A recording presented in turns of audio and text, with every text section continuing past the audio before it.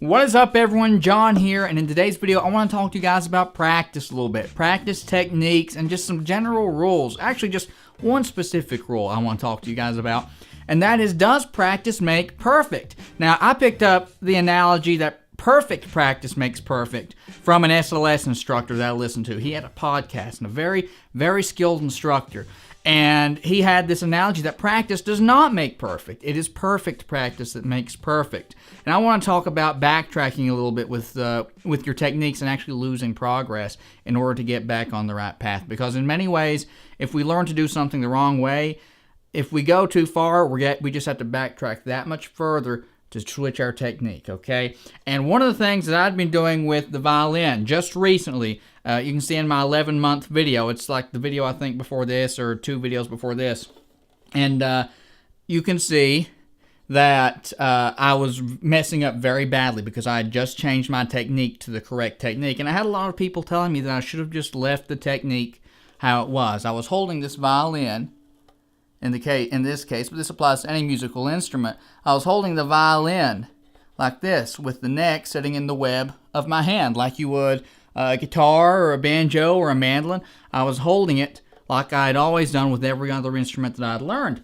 And I found later on, 11 months in, actually about 10 and a half months in, that I had been holding it incorrectly, and that I should have been holding it with my thumb directly underneath it, the joint underneath the neck like this. And if I need to do my drums, I just simply roll my thumb up, but my thumb is actually underneath and my arm is bowed out. And you don't see many people using this technique. So I had a lot of people tell me that no, you don't really need to do that.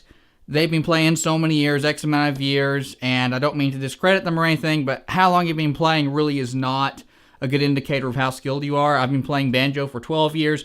I played with people who played banjo for 20 years, and they just aren't really that good, because they didn't do perfect practice. They may have practiced, but they didn't do perfect practice. So that's very important that we get the technique down correctly to maximize our potential, because holding it the way I was before, and I'm going to get on with this, holding it the way I was before, I would not have been able to have gotten vibrato, and that's the reason I changed the technique.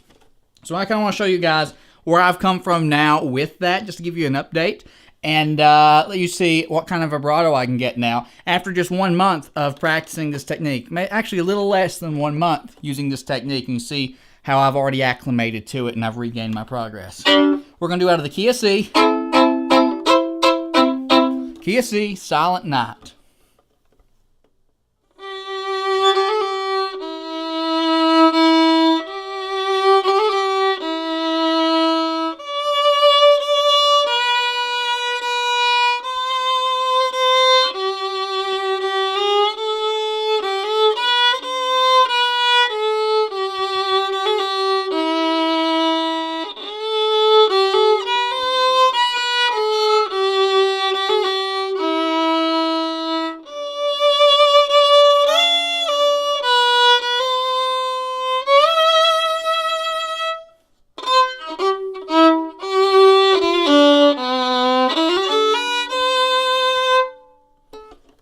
So, huge improvement over the video I posted 3 weeks ago, where I was just barely able to even get my intonation at all.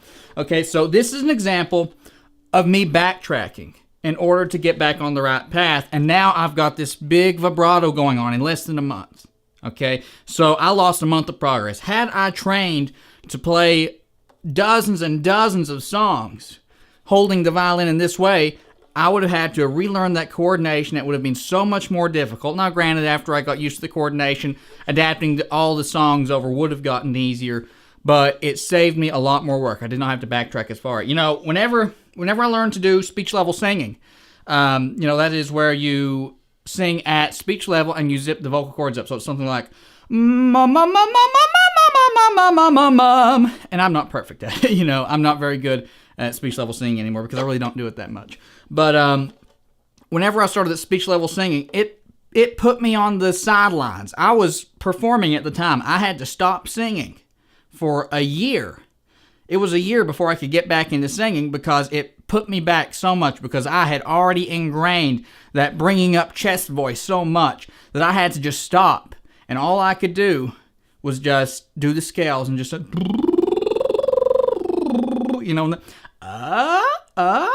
and the sirens and the ah, doing all that stuff.